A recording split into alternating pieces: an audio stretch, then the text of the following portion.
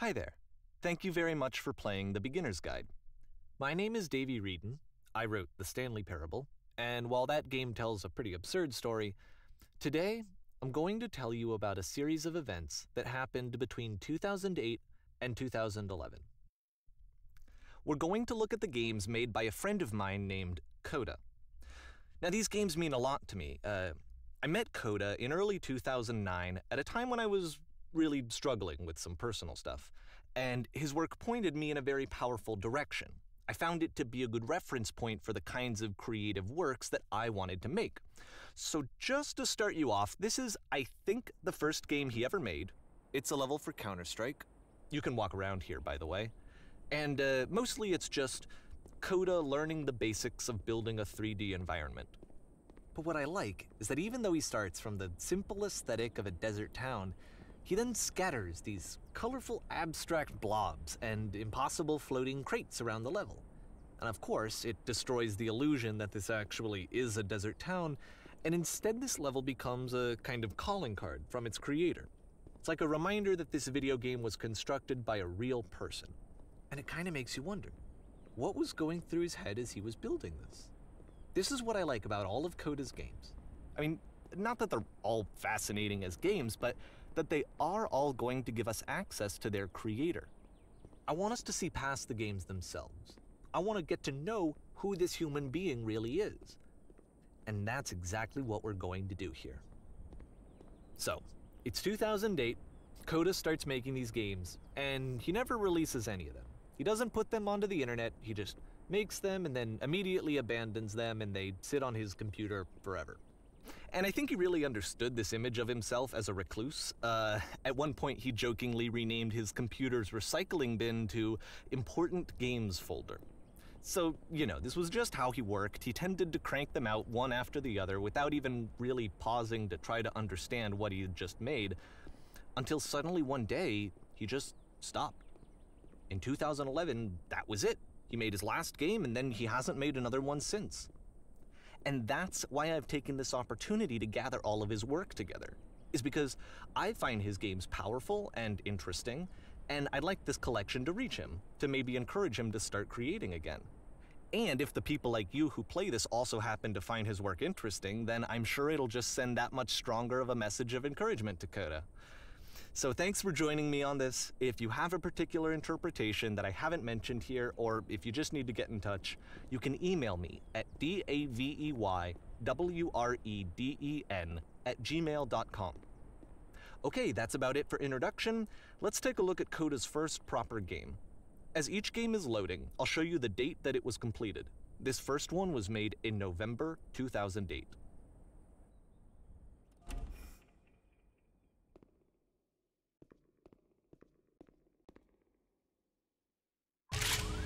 Warning. Whisper machine active. Shift destruction imminent. This game is called Escape from Whisper, and it's one of the more generic games you'll see from Coda.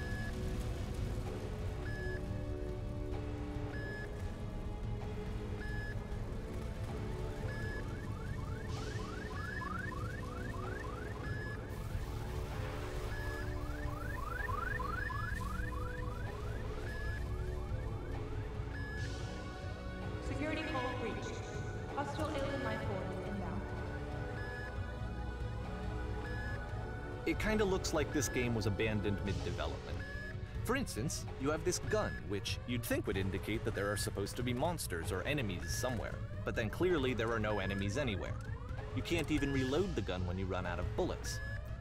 But ultimately we don't really know. Maybe Coda thought that actually it was complete the way that it is. And I think that we should talk about his games for what they are, rather than for what they're not. Enemy force neutralized.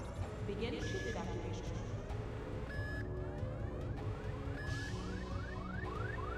I love how you can see the bottom of the universe from this room.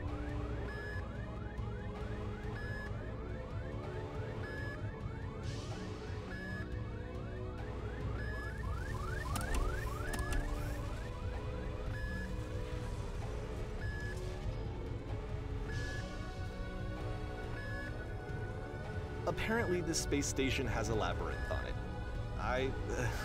Sure, I don't know. There's really no reason for it that I've ever been able to discern, so in the interest of time, I'm just gonna skip you on past it.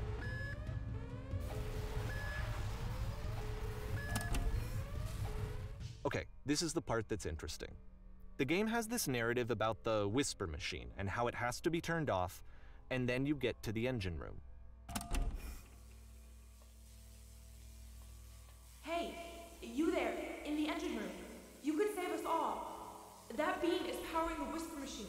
We could disrupt it by introducing a great enough heat signature. If your body could stop the beam. It's so much to ask, but for all of our lives, would you do it? Could you give yourself?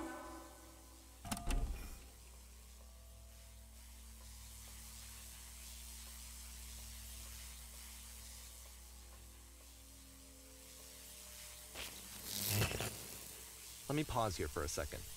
What you just experienced, stepping into the beam and then dying, is probably what Coda had initially intended when he was developing this level.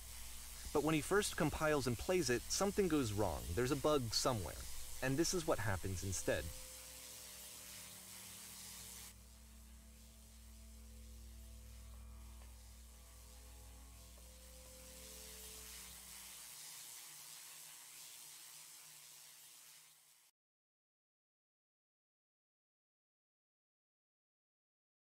The beam causes you to start floating. And this is an important moment for him. Because yes, this is technically a glitch, but Coda identifies something human about it, like how small it makes you feel in the face of this larger chaotic system.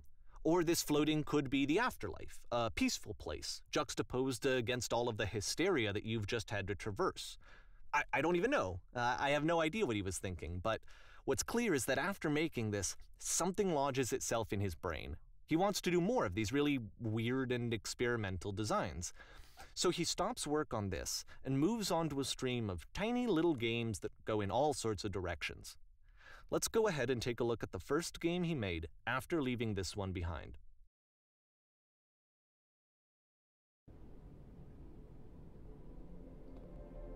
Yep, in this game you can only walk backwards.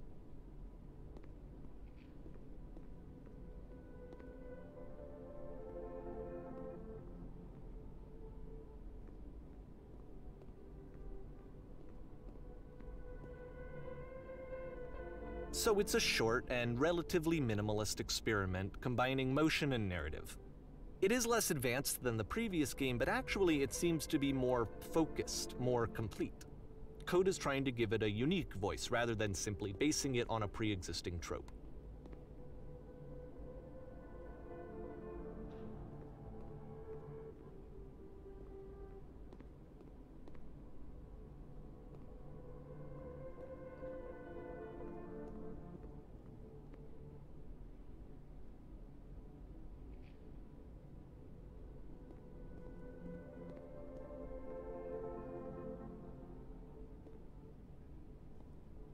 It's a short little thought, it says what it wants to say, and then it ends.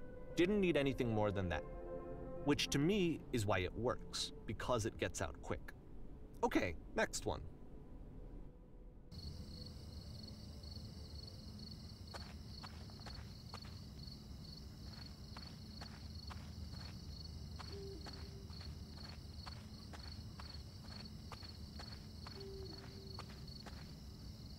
And that's it. Okay, the meaning of this game won't be clear just yet. Please be patient with me for a few more games, and I promise you'll see what makes it interesting. Oftentimes, Coda would put bizarre titles like this one at the start of his games. I wish I'd known him at the time that he was making these early games. He would really only talk to me about his work as he was making it. Once he stopped work on a game, that was it. It was dead to him. And I don't agree with that at all, but what are you gonna do?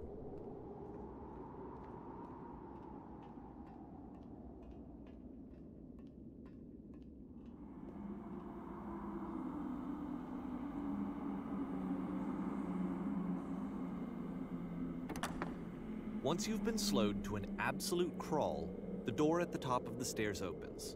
So why, if Coda's not showing these games to anyone, why bother opening the door at all?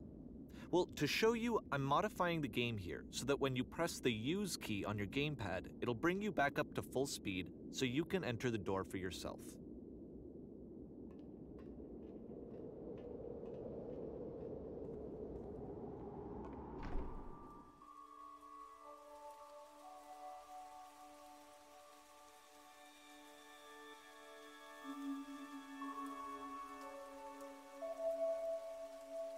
A room that's warm and nice and filled with little ideas for games.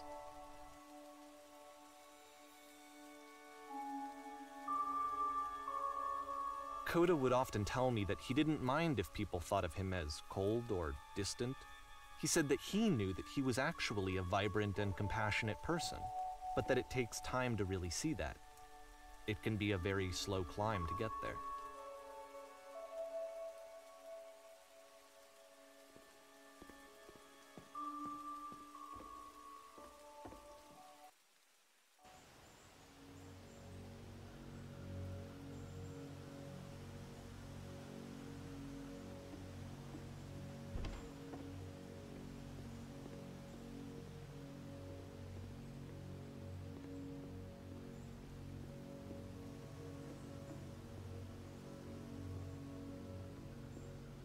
Well, this is new for Coda. It's an actual puzzle. Go ahead and see if you can solve it.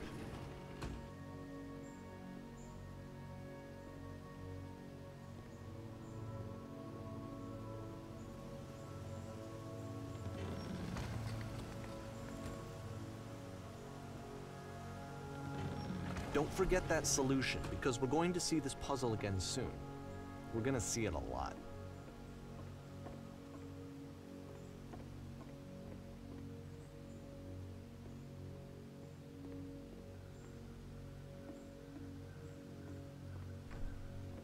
So that seems to be it, right? You walk down a corridor, you solve a puzzle, you get to the end. Simple enough. Alright, now I'm going to modify the game again, so that when you press the use key on your gamepad, it'll remove all of the walls from this room.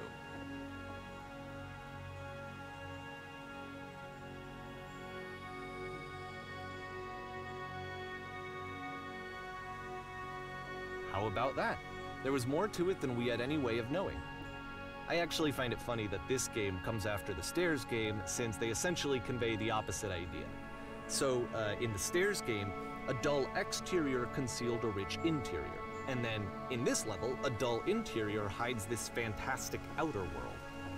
Either way, I think that the point is the same, is that most of the time you don't get to know what you're missing, or even that you're missing anything. That's not your role as a player.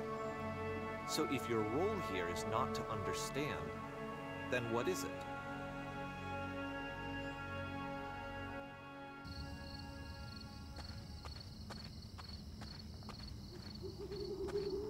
Aha! So, this, combined with the entering game from earlier, tells us that Coda believes his games are connected somehow. It could even be that the Stairs game and the puzzle game are literally connected in between this and the entering game. There's a bigger picture that all of his games are meant to play a role in, some larger meaning that we won't be able to grasp until we've seen all of them. And once we have, we can step back and start to understand what exactly that bigger picture is.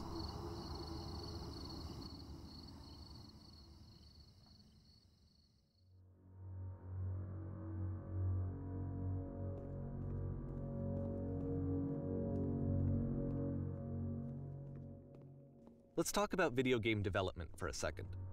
Every video game runs on what's called an engine, which determines what the game can and cannot do. So in other words, the engine is a set of tools for game development. To make all of these games, Coda is using an engine called Source.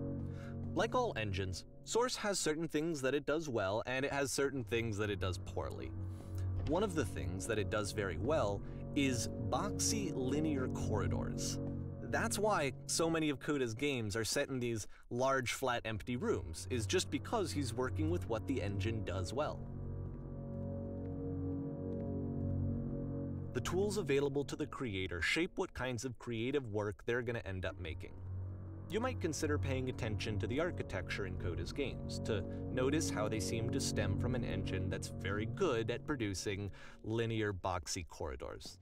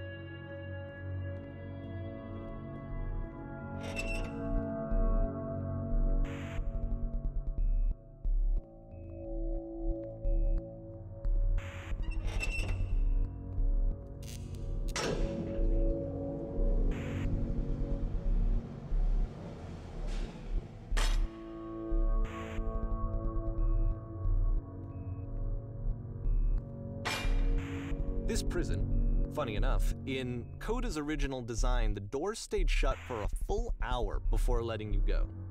If you don't mind, I think we're gonna skip that. This is something that he and I used to argue about a lot. You know, whether a game ought to actually be playable, whether it means anything if no one can get through it. And I would always defend that, you know, all this work goes into the game, why not make it playable and accessible? And so we just got into heated arguments over it, and there was one time that after one of these conversations, he went home, and a day or two later, he sent me a zip file entitled Playable Games that was full of hundreds of individual games, each of which was just an empty box that you walked around in and nothing else. Believe me, I played every single one of those just to find out if there was like a gag hidden somewhere. There wasn't.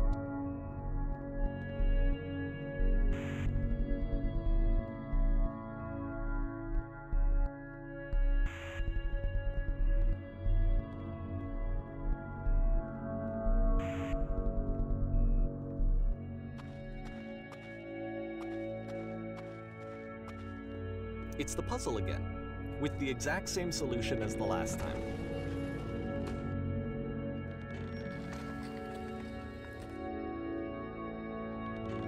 There's still no clear indication of what makes this puzzle so special that Coda is going to return to it over and over. But I promise I'll share with you my interpretation very shortly.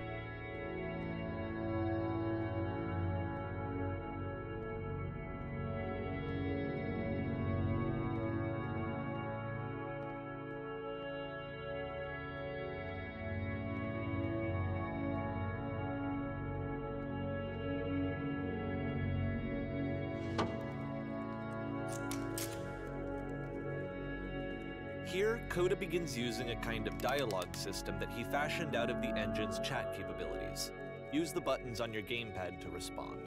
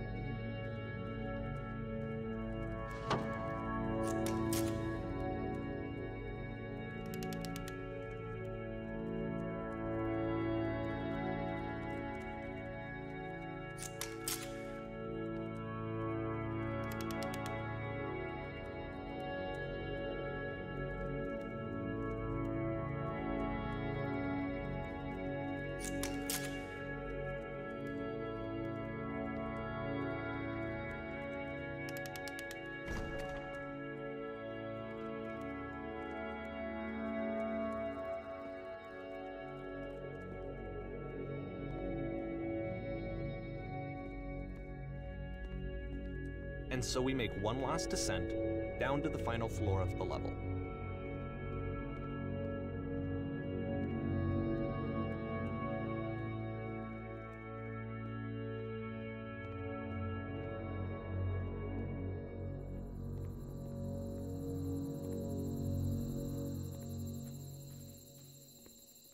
It's a lamppost.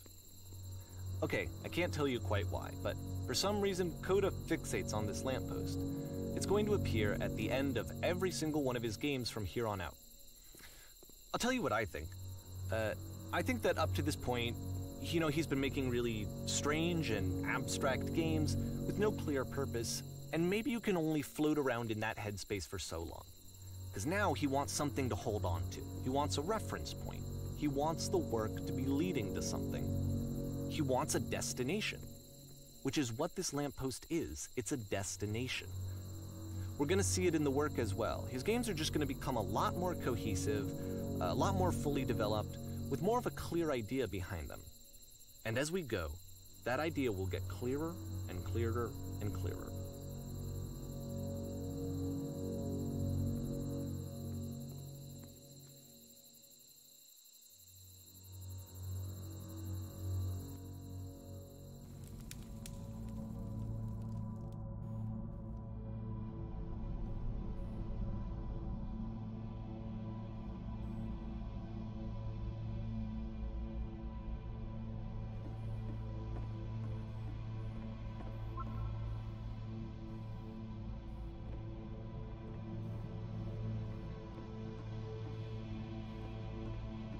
So first off, I'm sure you can deduce this, but this game is not connected to the internet.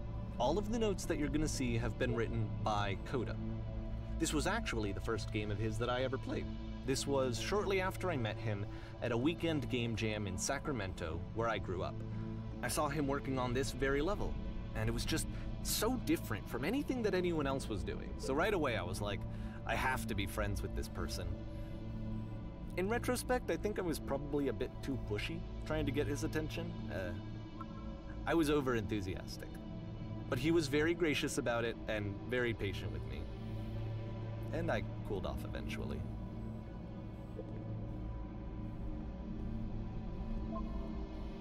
Oh, feel free to skip over any of these notes if they're not doing anything for you. Nothing extra is going to happen if you read all of them.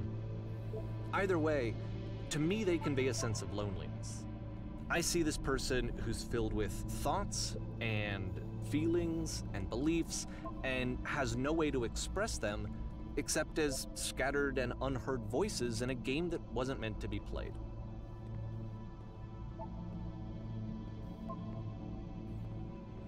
But it's ironic, isn't it, that in playing this game and seeing how alone Coda often felt, that we get to know him better and actually kind of connect with him. And I have to be honest with you, this idea is really seductive to me. That I could just play someone's game and see the voices in their head and get to know them better and have to do less of the messy in-person socializing. I could just get to know you through your work. I think this is why I always liked Coda's games so much, is because it felt like they let me have that connection. I felt as though he was inviting me personally into his world. And then I feel less lonely too.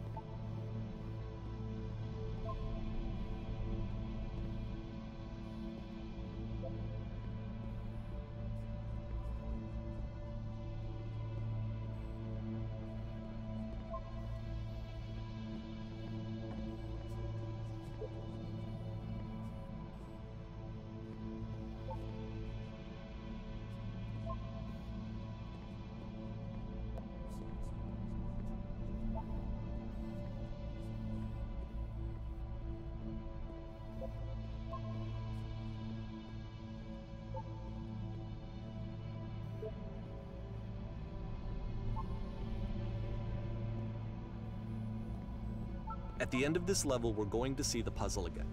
And here, I'll tell you what I think the puzzle means. Each of these games represents an idea that was on Coda's mind at the time that he was making it. And the puzzle is a way of closing the door on a previous chapter of his life before moving on to the next one. In each of his games, after exploring a theme that, he might find difficult, Coda can then place this puzzle that he knows has a reliable solution, he understands exactly how it works, and so it gives him a simple mechanism for moving on.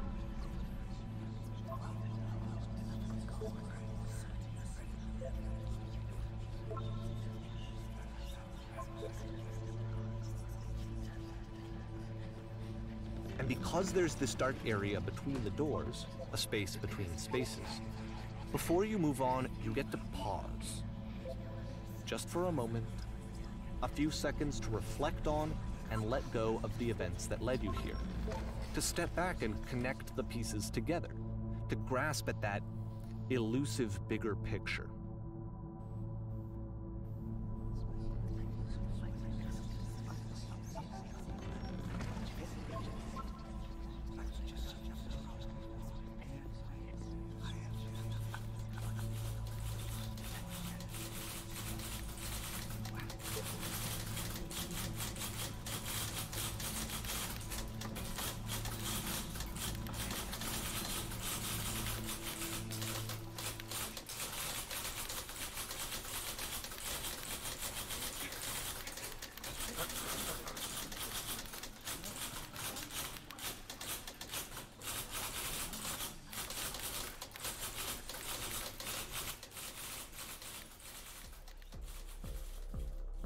Okay, this one is tough.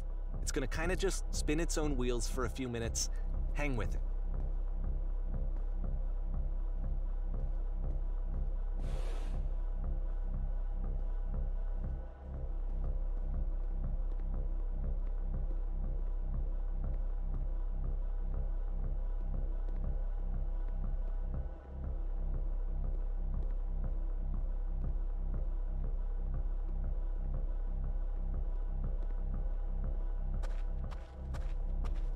See, this is it, the whole game, and there's nothing that's particularly interesting about it. You just walk to the end of a hallway. Except, for some reason, Coda gets really fixated on this prison that has all of this modern furniture. And I don't know why, but he decides he needs to revisit this prison. He's gonna start over, use the same assets, turn it into something else. Okay, cool, here's version 2.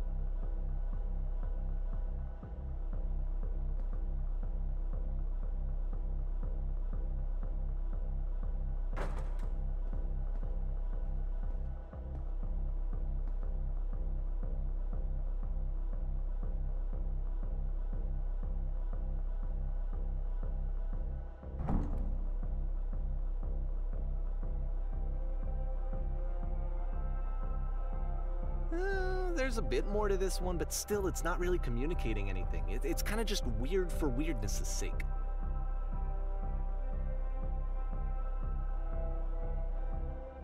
So okay, he throws it out and starts over. This time he comes at the prison idea from a different direction.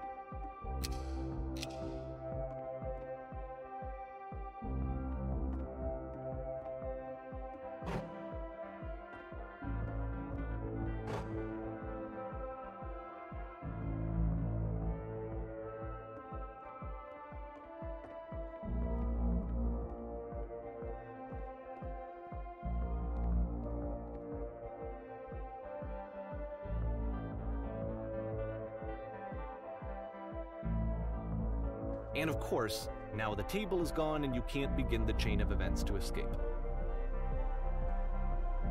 Here's a version where there are no bars, but you can't actually get to the well. And then a version where the inside of the prison is the outside and the outside is the inside. Let me just blink you real quick through a few more of these. I mean, he really unloaded on this prison idea. There's nearly a dozen of them. Personally, I think it's awful to watch this, to see a person basically unraveling through their work. And for what? Like, at what point do you just go, maybe there are game ideas other than this prison that I could be working on? But Coda doesn't have that voice telling you to stop, that particular mechanism of defense against yourself. Without it, you just spiral. And so he keeps going and going and going and going and going, and then he hits on something. And he likes it. And that's it. He's done. He stops making prisons. This is the very last version of the prison game that he created. And the reason I think it works is that the prison is not actually in it.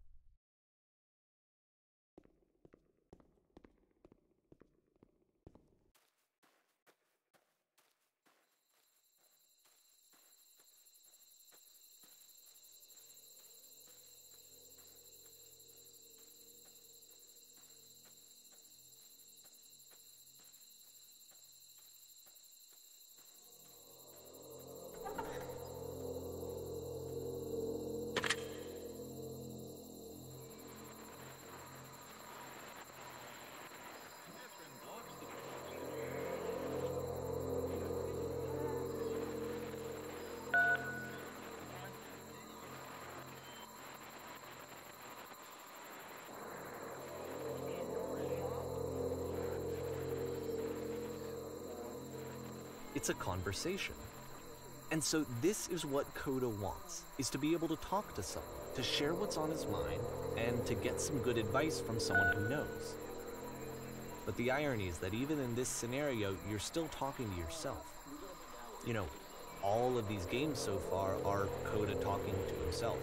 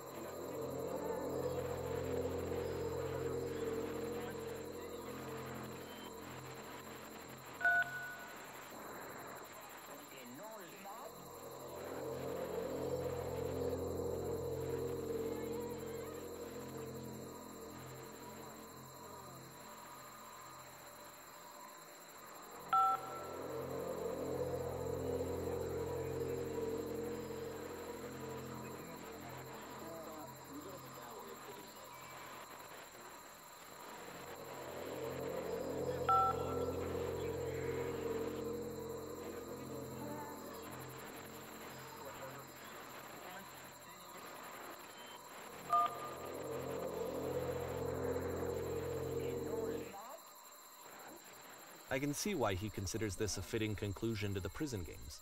After all of the obsession and frustration, just to be told by someone you can trust that things are going to be okay.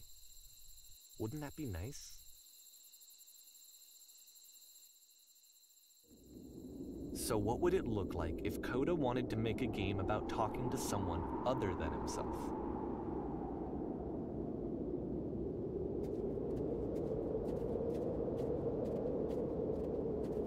To me, this environment is meant to represent Coda's puzzle, with the two doors on either side and a dark transitional space between.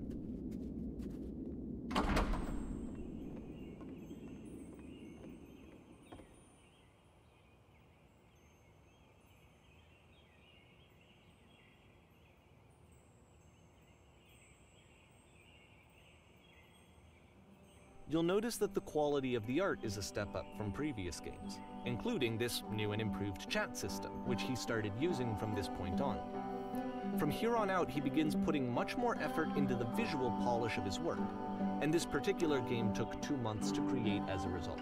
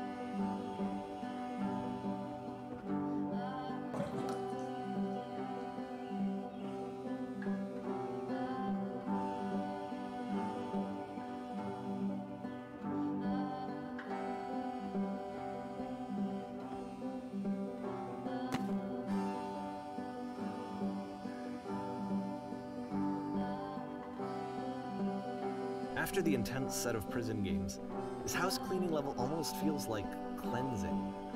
It's the moment after a particularly difficult or traumatic experience where you just need to let it sit and digest inside of you, and eventually cohere into something meaningful.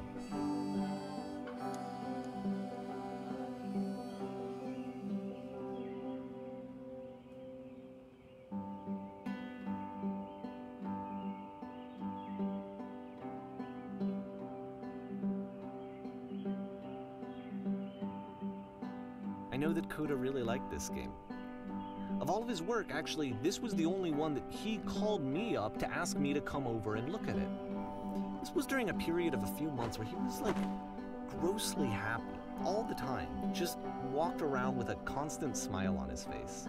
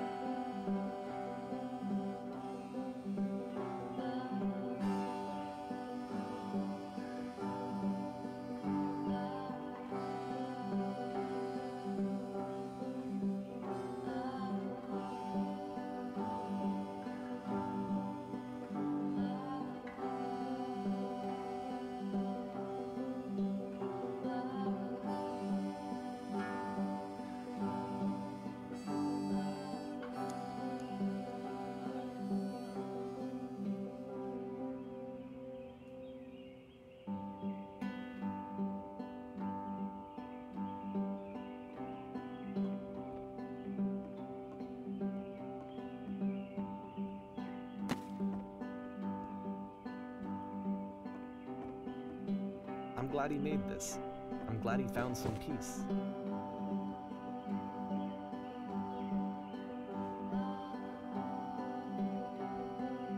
But, of course, it can't last. The music stops, your companion is gone, it's time to leave. The door at the top of the hill is now open as well. Again, you can't stay in the dark space for too long. You just can't. You have to keep moving. It's how you stay alive.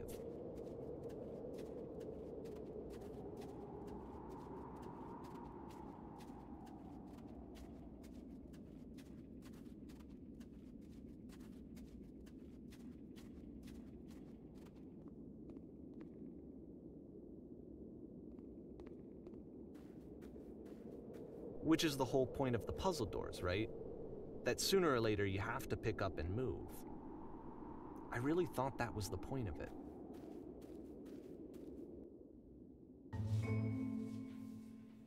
This one gets a bit goofy.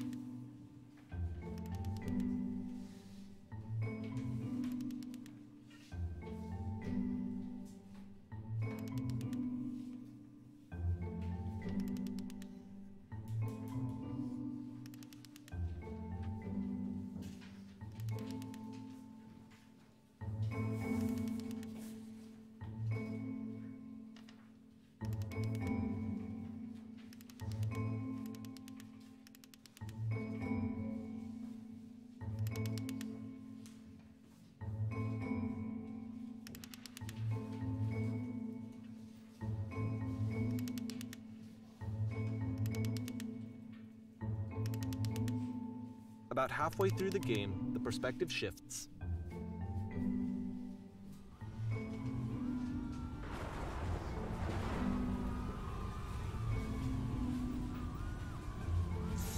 And you play as the teacher. And suddenly, you discover that your teacher is just as bigoted and afraid as you are. Oh, and also you can move around the classroom now.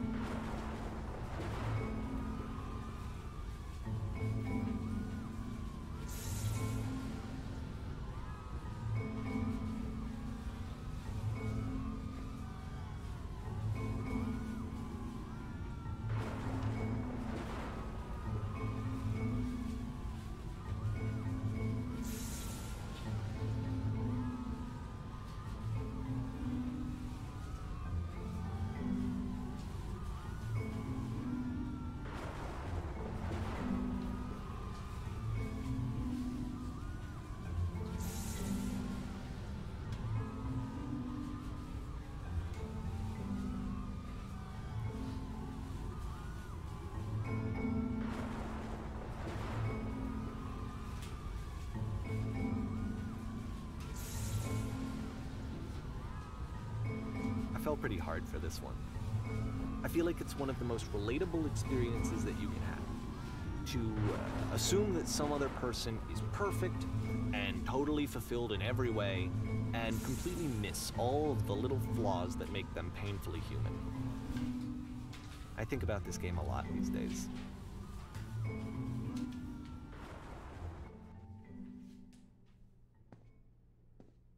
This one took a lot longer than all the others for Coda to make. It was 4 months between this and the last one. That's twice as long as it took him to make any other game before this, and it's not like it's particularly complex, so I remember I found that a little strange at the time.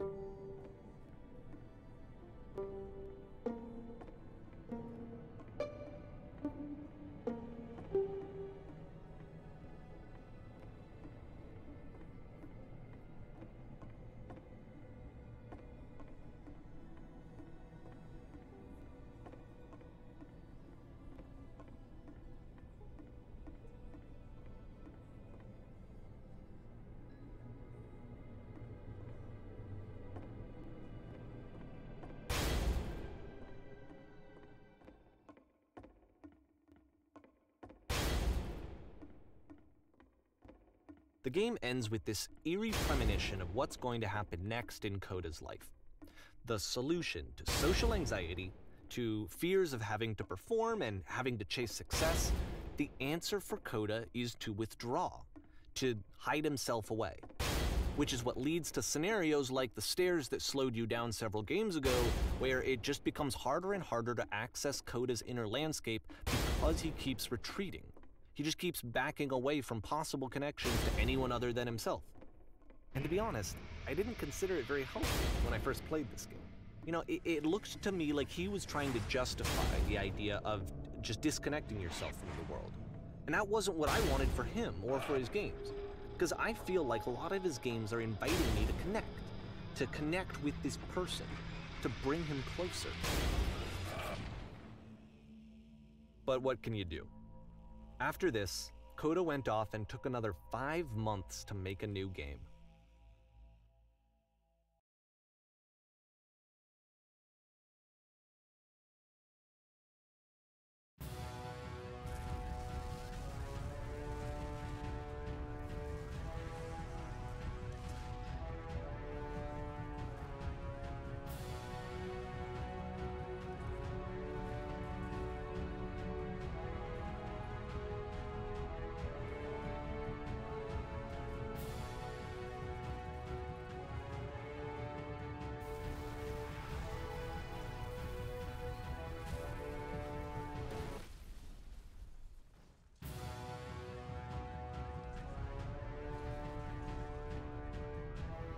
You should probably open your eyes if you haven't already. It's pretty much impossible to solve otherwise. And there is a solution, by the way.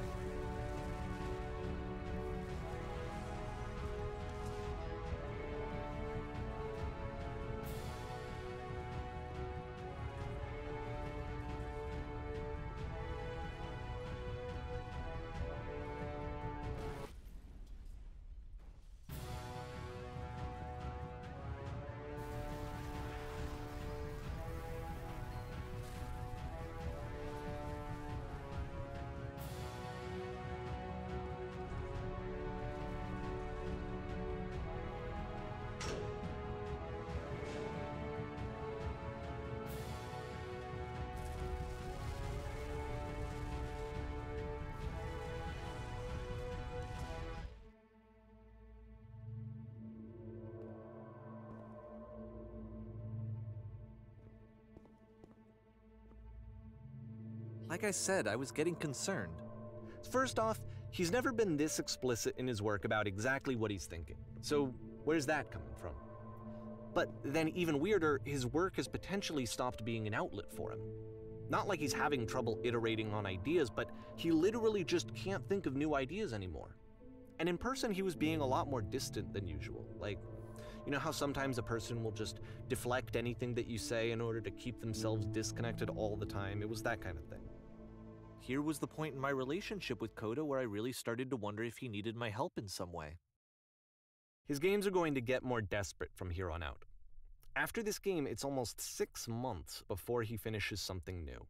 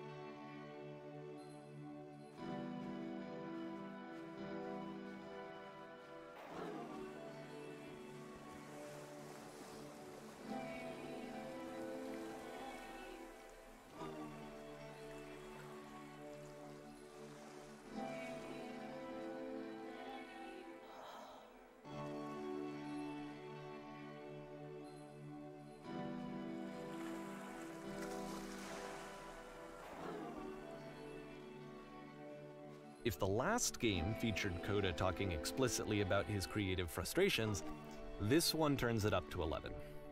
Now, put yourself in my shoes playing this. Here's a friend whose work is exhibiting signs of struggle, frustration, anxiety, depression, even. And yet, still, he keeps making games. He keeps throwing himself into the grinder even when he clearly doesn't have the energy for it anymore. Why? What is it for? Because from my perspective at the time and just what I knew of him, this was a result of how isolated he was. He was in his own little bubble, just sitting at his computer all day, not really showing these games to anyone, not releasing them onto the internet, and so he didn't have anyone outside of himself to connect with. He had no outlet to ground himself on.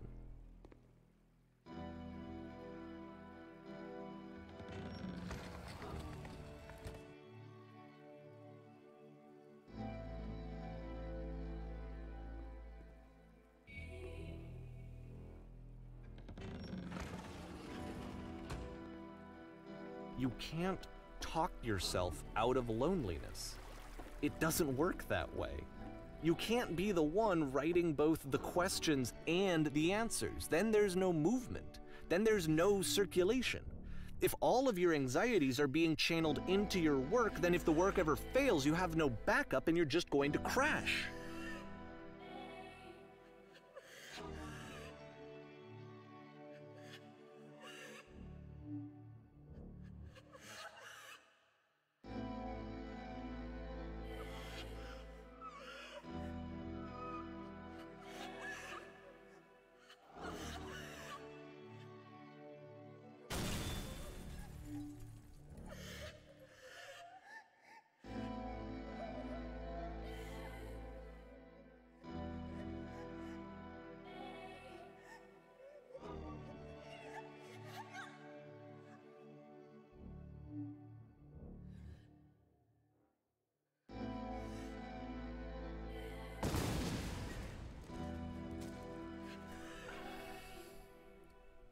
Seeing this game at the time that he made it, it looked really unhealthy to me.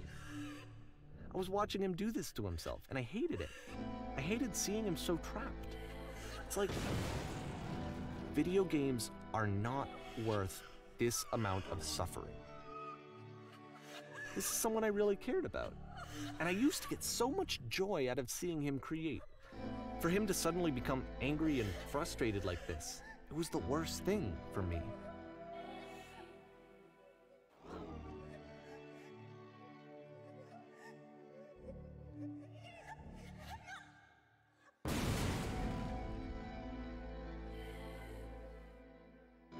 I don't know.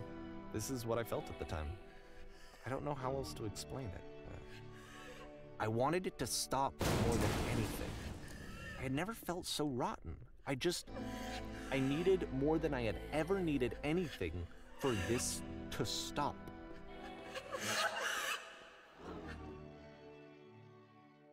But it didn't stop. After finishing this one, Coda takes another 7 months and comes up with a new game.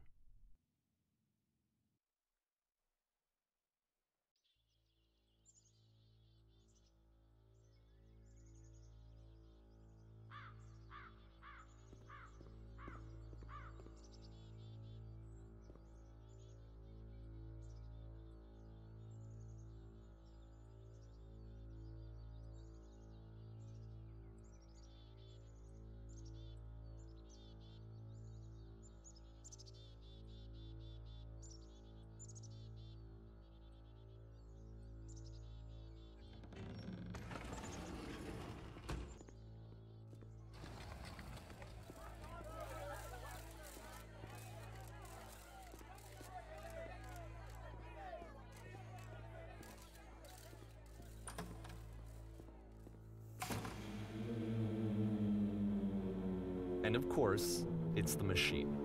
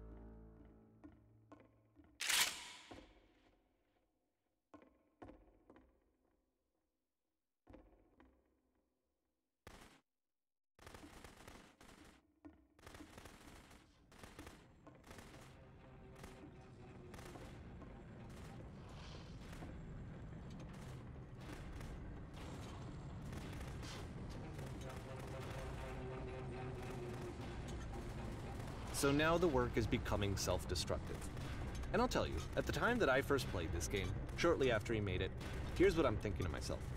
I'm thinking that code is stuck in his own head, and that it's having a very negative effect on him, and that all he needs to do is just start showing his work to people, to get some actual feedback on his games. It might get him out of isolation. And so, as I'm thinking this, I realize that I could be the one to initiate it. Because it would never occur to Coda to start actively soliciting feedback, so what if I did it for it?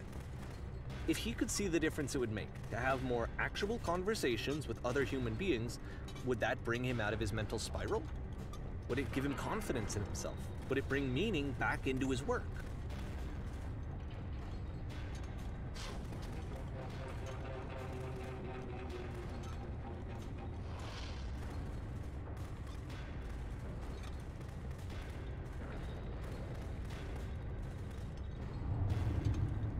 So I started showing Coda's work to people. I took this one, and the islands which you just played, the theater, the notes, the house cleaning game, and some of the prison escape games. I brought them to people that I knew and trusted. I asked their opinions. And the great part is that they really loved his games. You know, the point of it all was just to give him some external reference point, but they genuinely loved his work. There was nothing for him to be afraid of.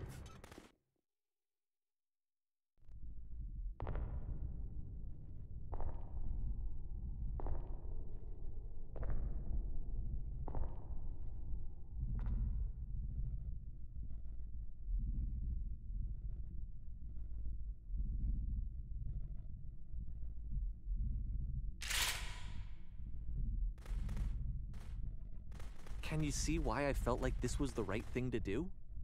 Because it's the thing that I always feel like I need, to be told that my work is good, that I am good.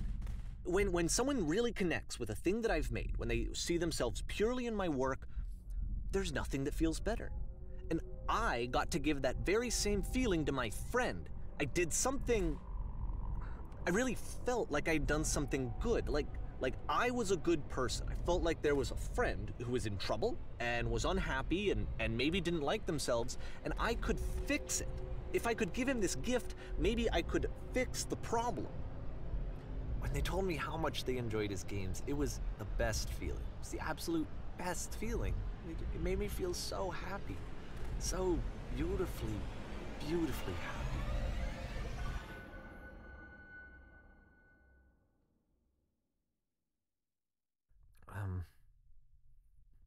So anyway, Coda finishes this game, and then really he just kind of takes off for a while. So this is June of 2011, and I didn't hear anything from him for several weeks, I guess. And so out of nowhere, one day I get an email, and it's got a private link to a new game of Coda's. This one is called The Tower, and to my knowledge, it's the last game that Coda ever made. So let's take a look.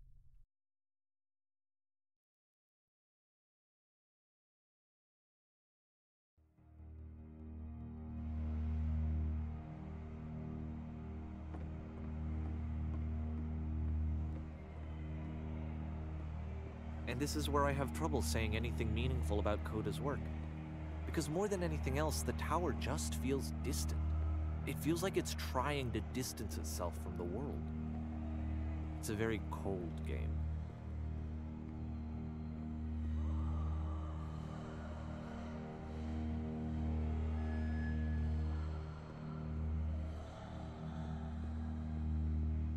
This room actually has a maze in it. Except that all the walls of the maze are invisible. And then every time you touch one of the walls, there's this awful flashing and noise, so the experience is really miserable. The game goes beyond not being meant to be played, it actually seems to despise the player for trying to play it at all. But I do want to show you the rest of the levels, so when you're ready to continue, press the Use key on your gamepad, and I'll put a bridge over the maze.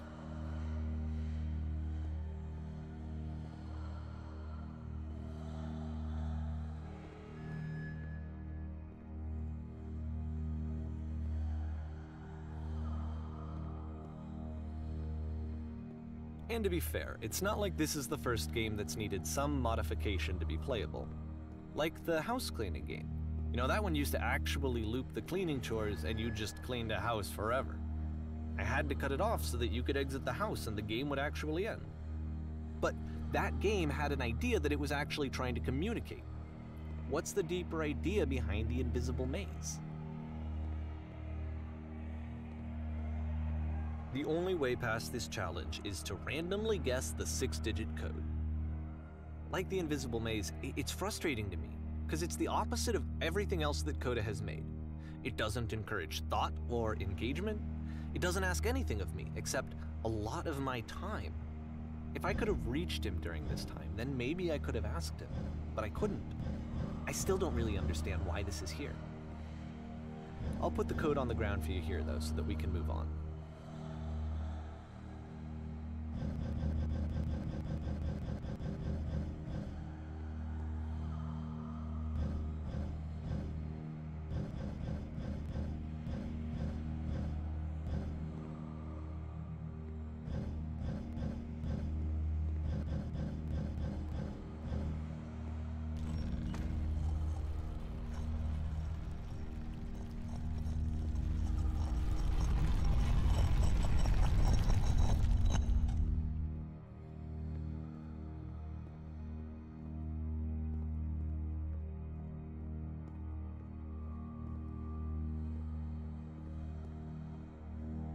The switch to open this door is actually on the other side of the door, meaning that it's literally impossible to solve from this side.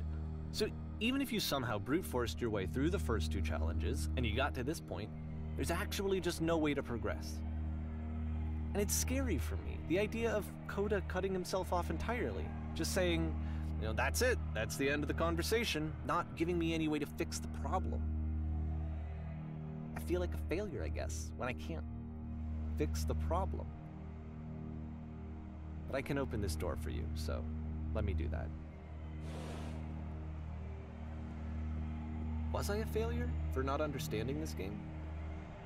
I mean, I don't know why I would be. It's not like everything needs to have a solution, but I feel it somehow. I feel like I failed, and I don't understand why.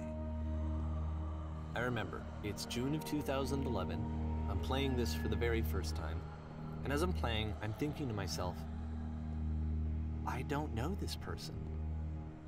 I have no idea who this person is. It wasn't the guy I knew, it wasn't my friend. I had come to so many conclusions from looking at all of his work up to this point, and then suddenly none of them... I had been trying to, though. That was the thing.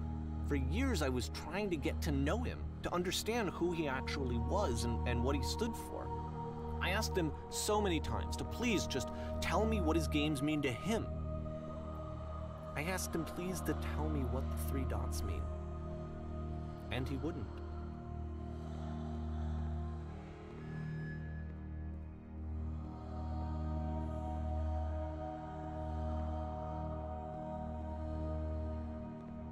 I just felt so strongly that if I could have connected with him, that if I could have somehow made his work my own, that I would finally be once and for all happy. It was that I needed to see myself in someone else. I needed to be someone other than me. But he stopped and left, and it felt somehow like I had failed.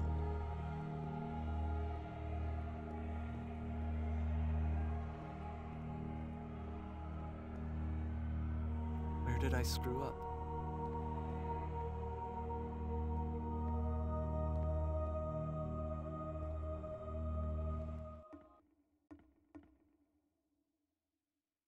I'm the reason that you stopped making games, aren't I? It's because of what I did. I poisoned it for you.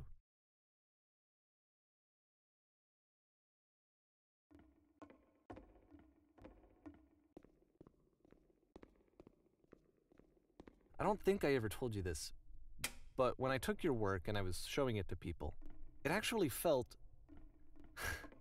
It felt as though I were responsible for something important and valuable. And the people who played them, they treated me like I was important. They really listened and cared about what I had to say. Even though I was showing your work, I felt good about myself. Finally, for a moment while I had that, I liked myself.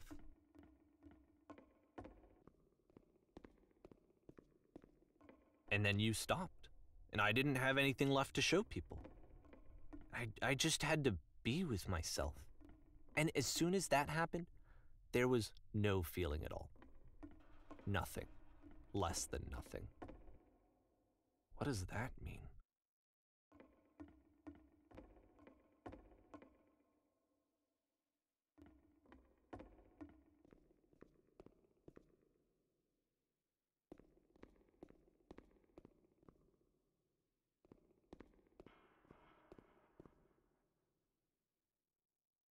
I'm afraid that I did something really stupid because I don't like myself.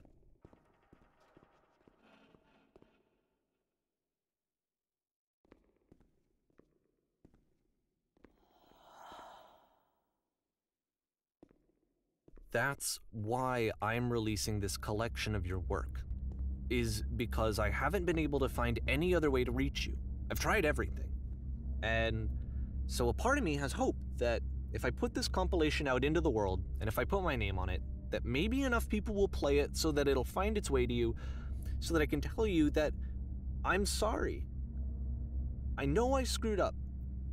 If I apologize to you truly and deeply, will you start making games again?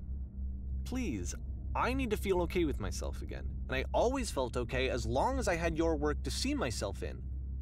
I mean, is something wrong with me? Because I know that I did an awful thing, and I'm doing it again right now. Like, I'm showing people your work, but I can't stop myself from doing it. That's how badly I need to feel something again, like I'm an addict. There has to be something wrong with me. Can I apologize? What if I tell you I was wrong? Will that work? Will that fix it? I don't know. I don't think it will, but there's nothing else that I can do. Just tell me what you want. I'm sorry. I'm sorry. Please, start making games again. Please help me. Please give me some of whatever it is that makes you complete. I want whatever that wholeness is that you just summoned out of nothing and you put into your work. You were complete in some way that I never was. And I want to know I want to know how to be a good person. I want to know how not to hate myself. Please. I'm fading, and all I want is to know that I'm going to be okay.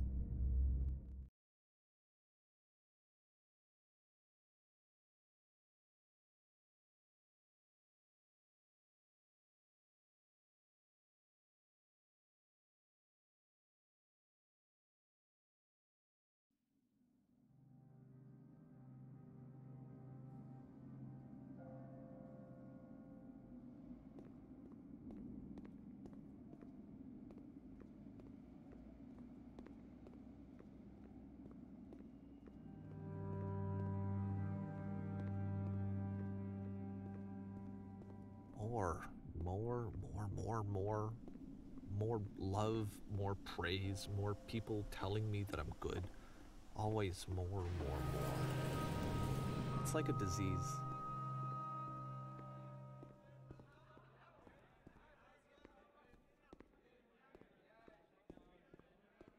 Solution.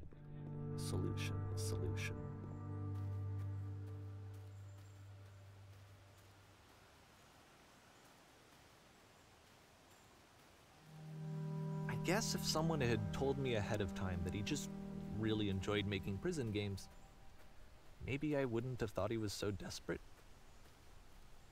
I wouldn't have told so many people that he was depressed. Maybe he just likes making prisons.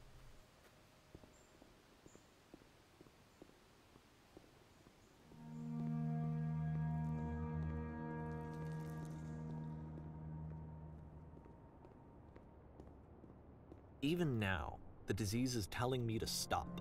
Don't show people what a shitty person you are. They'll hate you.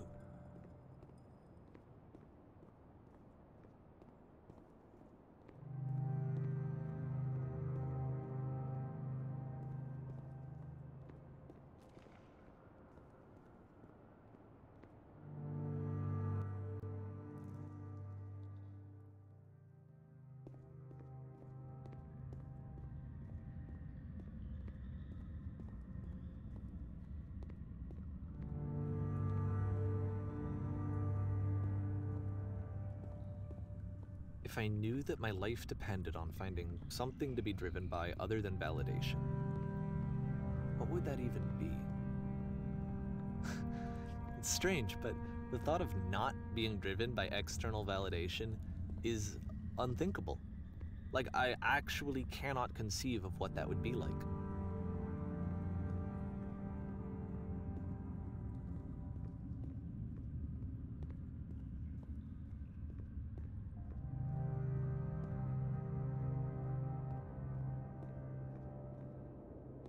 What now?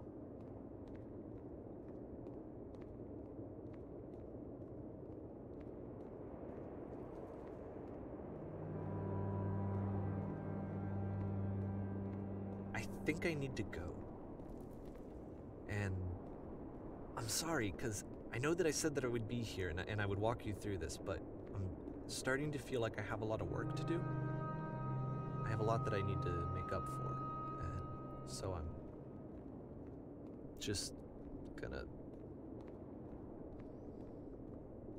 Okay.